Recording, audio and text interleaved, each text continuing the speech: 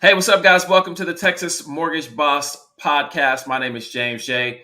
And today I am joined by Lisa Nguyen from Keller Williams Premier Realty. And today's topic is top five mistakes to avoid when buying a home.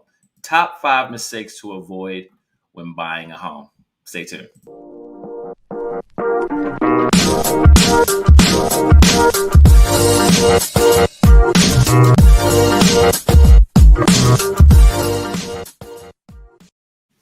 Hey, Lisa, how you doing? Hi, How are you? good. How are you? I'm excellent. Thank you for joining me today. I appreciate your time and your expertise on this topic because there's a lot of things to avoid Right, there when is. you're buying a home. And we're going to get into a few of those. We're going to give what we think is the top five, although there may be more than five. There probably are. We're just going to go through what we think are the top five mistakes to avoid when people are buying a home. But before we do that, I want people to have a little context about you and your background and your journey into real estate, and just kind of give people some context about who you are. So introduce yourself for everyone to understand your background and your journey into the business of being a realtor. Yes. So, my name is Lisa. I'm with KW Premier Katie, and I started in real estate because my husband actually I worked in the medical profession for over 10 years. Mhm. My husband and his family, they're more on the real estate side. Yep. They're developers. They're more into the real estate investment out in Nederland and Beaumont area. And Okay. he's always been getting me to be a realist or to get licensed. Yes. And it took a really long time for me to decide to because, I'm in the medical profession, it's Yeah. disabled, I get a paycheck, I have health Absolutely. care, I get all Yeah. the benefits. Why should I get into real estate? I don't get any of that. Yeah. But then I started seeing how it started opening up with what he's trying to say, Yep. especially in the real estate investment part. And I Yes. started seeing that, and that's how I got into it. Got it. So now, how long has your husband? How long has he been in the business? They've been in it for, I say, over 10 years, Okay. I All think. right. So So he's seen a almost, lot of changes. Yeah. so yeah, And I about, know a lot of people end up like a spouse or maybe one spouse is in the business, and I see it a lot where one spouse is in the business, and then eventually the other spouse just decides to get in right. to join. So that's awesome. So the beauty of social media is that's how I came across you. And I told you before we started, like you and I are gonna have to do another video just to talk specifically about your video and how you use Instagram. Great follow. We're gonna pull up your information so people can follow you. I want you guys to go follow Lisa on Instagram, but you do a great job. But that is what caught my attention first and foremost is the stuff you were doing on Instagram. And I'm sure there's a lot of information that you get to share through Instagram and through the reels and things that you're doing video wise. But today's topic, we're going to focus on the top five mistakes to avoid when buying a home. And this is something that for first time buyer or buyer who just hasn't purchased in a long time, all right, this applies Right. to everybody, right? So I want us to go through that list and be able to share some things to help people avoid because it is still a very hot market right now.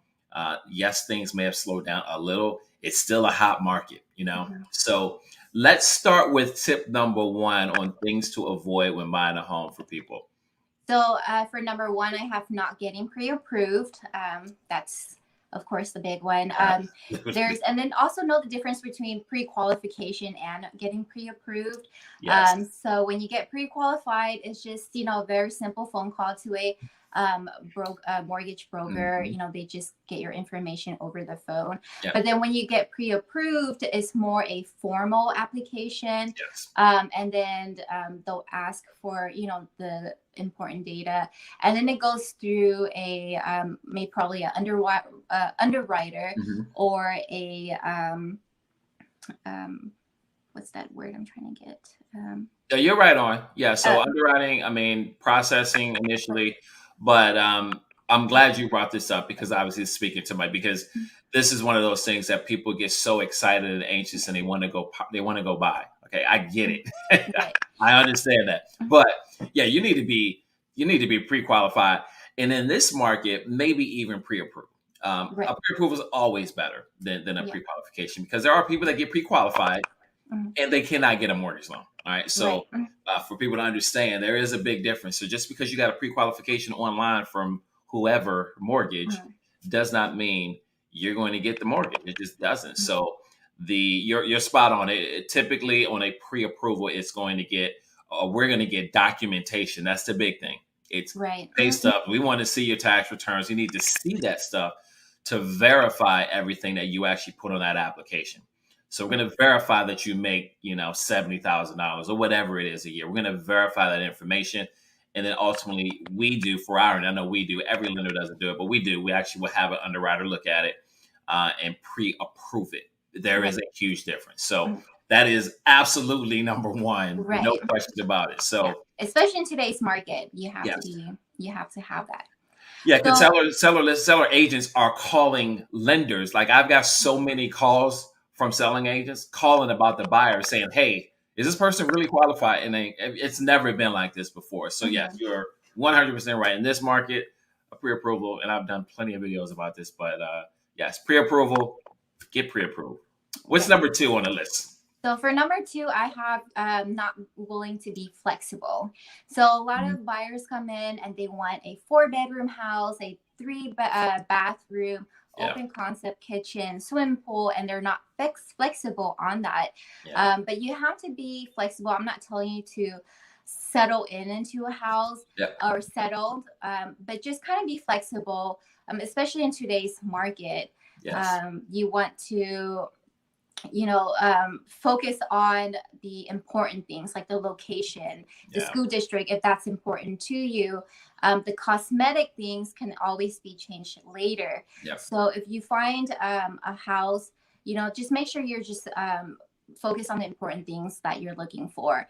Anything else that is kind of cosmetic, you can always change later, but yeah. just try to be flexible on things like that. Yes, That's that's a great tip too. And have realistic expectations as far as the right. budget, right? Don't have Right. the champagne taste with the beer budget. Right. And, I mean, you can't in this market. If you're at you don't want to start at the top of your budget. I mean, because it's been such a crazy year with people bidding well over asking price, which is slow down a little bit. Mhm. But again, you don't want to start at the top of your budget. So No. yeah, the flexibility is huge. So what's number three on the list? So number three, I have don't fall in love with the property. So Okay, don't you're fall really in gonna have love to with explain. it. I mean, I know what you it mean, sounds and I agree with you. So yes, break this down. What does that mean? yeah. So it means just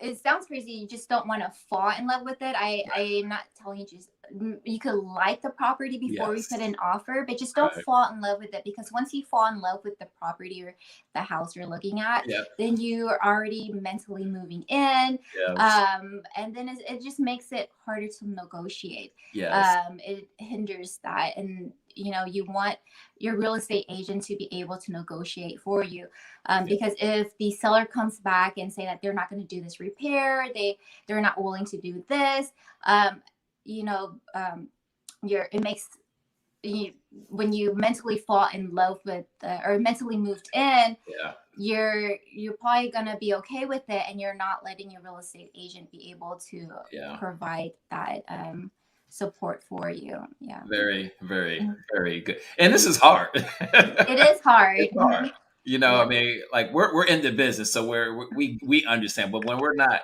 you have a person that's buying a house every, you know, 10 years, 7, 8, 9. They're not doing it that often. So it is hard not to fall in love. But you're It is. right. I mean, you obviously want to like what you're purchasing, but it also makes it difficult if it doesn't work out. Right. It does. Right? If it doesn't work out, now you're you're so in love with this other property already. It's Right. hard to move on. Right. to the next property if it doesn't work out. Work out. So Exactly. that is so good. That is really good. So what's number 4? What do you got number 4? So number 4, I have choosing a lender with the lowest rate, um, because you want to choose a lender that is best fit for you. So not because they have the lowest rate doesn't mean that they're the best fit for you. You want to choose one Yes. with good expertise, with good experience, someone that will educate you, give you, educate you on the programs that are out there, that will pick up the phone on the weekends and stuff Yes. like that. So just because they have the lowest rate doesn't mean that they're always the one that you should go to. Just kind of do your research, talk to the, just do your research because, Yes. yeah. Yeah, this is a good one Right. because these online lenders, and we know who they are. They do a great job of marketing, spend billions of dollars to market. Does not mean that's the best way to go. Now I'm local, and I always try and preach to people, go local, even if it's not my company. Just do something that's local. Not only does it benefit the local market, uh, we are specific. Now we know where we know the area that we live in. We understand it, and these online lenders sometimes just don't get it. And so, yes, having a low interest rate, everybody wants the lowest rate. I get it, but you're right. It's not always the best option. It really isn't. You start looking at APR, and sometimes people don't even pay attention to. Yeah, you're getting a low rate. Right. You're also being charged for it. Right. A point, 2 points. Do you even know that this is here? Some people don't even know. They're tunnel vision, and all they're looking at is the interest rate. So Right. that is really good advice because it's counterintuitive for most people. Probably think Yeah. So I the actually lower learned interest that. rate, I want it. Yeah. And so I learned that actually when I refinance. I'm like, what? This low rate, you could go lower, but then you have to end up, you're kind of buying it. So then you have to look at what's worth it. So sometimes getting a lowest rate and then you're buying your points is like really not that worth it. That's so good. Yes, Yeah. very, very So good. just find someone that will educate you, that will guide you through, all of that. You just kind of look at the whole and not just the rate. So the last one I have is budget. When you just have a budget before you talk to the lender. When you talk to a lender, they're looking at your what you qualify for based on your income and your debt. So your income and your debt ratio is what they give you and they qualify you for. But you also want to budget in, but they don't factor in, your ancillary expenses. So your gases, your shopping, your grocery store shopping, and vacation. So you have to factor all of that in, and you don't want, you don't want to over budget and you can't afford it and end up having to sell your house later because you can't afford it. And you want to keep that same lifestyle. You want to be able to, live comfortably in your new home. So I would say budget. So just don't budget just based on your income and your debt, because they're only looking at your car loan, your school loan, and things like that. But they don't factor in your other expenses. Yeah, this is one of those things, Lisa, that being in the business, it's we qualify people, number one, on gross income, right? You don't take home gross income, right? So people, well, why do lenders use gross? You know why? Because you can qualify for more house. Mm-hmm. There is no other reason. We should be qualifying people on what they actually have in their pocket, not gross income, because you don't get that. But this is America, and people like to overextend themselves. They like to buy stuff that they can't afford. Right. I'm being a little facetious, but there is some truth to this. That's just how we are over here. Because in other countries, like, they don't do 100% financing. Like, you've got to put down 20%. We don't have that here. You don't have to put down 20%. But for us in the U.S., like, homeownership is such a big barometer for how the overall economy is doing. Mm-hmm. So we like to do everything we can to help people get into homes, and so that is a really, really another great tip for people. But yeah, the budget. Again, you don't want to start shopping at the top of your budget because you have nowhere to go. You want to you gotta have to have some flexibility, which you talked about with the purchase price. And you got to start a little bit lower so you have some room to go up. But if you're starting at the top of the budget, well, you're already kind of at a disadvantage. But you're right. All the other expenses that are factored into, like as a lender, you're right. We don't look at all that stuff. For the most part, VA, there's some other things, VA loans, but for the most part, you got to know, okay, gas, heating, all the other stuff that you pay for, because you don't want to be house poor. It's not a good thing. We want the house to be an asset, not something that's dragging you down. And when you get to a point where you're struggling to make a mortgage payment, not a good place to be. No. So those are, like I said, we probably could go on, Lisa. I'm giving you we give you the top 5. I cannot agree with you anymore. The ones we've got on that top 5 list are spot on. So if you guys have questions, you want to know what the other 500 mistakes are, we got to reach out to Lisa. Yes, there's more than 5. I agree. Yeah. No question about it. There's a lot of things that you want to avoid and we can go into, but I think you really did a good job of encapsulating the most important ones. So, but yeah, there's a lot going on. You got mortgage, you've got lending, you've got all this stuff to deal with when you're purchasing. You need an expert. Okay, so reach out to Lisa. What is the best way, Lisa, for people to contact you? You can reach out. You can text me at my phone, 832-668-0245. My website is www.lisamwin.kw.com. Or you could look at my social media, like my Instagram, Facebook. You can find me at lisawin.htx. And Win is Lisa, Lisa, Win is Nguyen. Yeah. So you guys need to go to TikTok, goodness gracious. TikTok too, but Instagram. So I have it all. I have Twitter, I have TikTok, I have Facebook, I have Instagram, and then you can find me on LinkedIn. I'm also on LinkedIn as well. Yeah, you are doing a great job, and I mean it. I need you. We're gonna do this again. We're gonna do a topic where we just talk about video, because you do a great job with this. Like I said, that is how I came across you, from your videos, which I'm a huge video guy. So when I see somebody doing video at what I think is a high level, I'll reach out to them and just kind of see, hey, can we talk? So we're gonna have you come back on. We're gonna do a topic on video, yes, how you use it, why you use it, and we'll do that on the next video. So thank you so much, Lisa. I appreciate you. You guys go follow Lisa. Reach out to her if you've got questions, more questions about mistakes to avoid or anything real estate related. Go reach out to Lisa. Go find her on Instagram, and also go over to YouTube, Spotify, iTunes.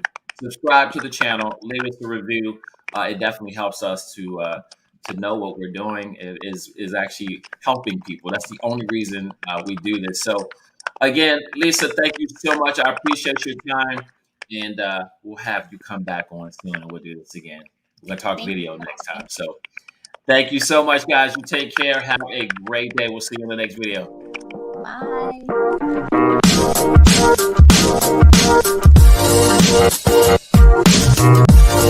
Bye.